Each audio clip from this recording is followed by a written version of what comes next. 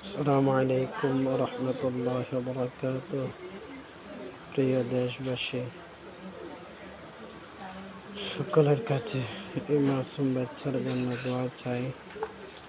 আমার বড় ছেলের সূরা ফাতিহা লিখতেছে, কেমন হয়েছে আপনারা একটু জানাবেন। আশা করি সে মাত্র নুরানি শ্রেণীতে পড়ে, তার বয়স 7 চলতেছে অলরেডি। কেমন হয়েছে একটু জানাবেন ইনশাআল্লাহ।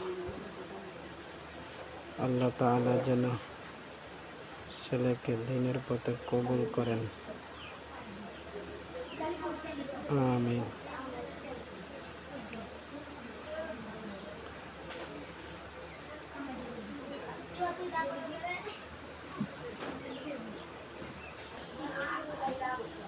আসসালামু আলাইকুম রহমতুল্লাহ বরকাত। দোয়া ও প্রত্যাশা নিয়ে আপনাদের মাঝে আসলাম।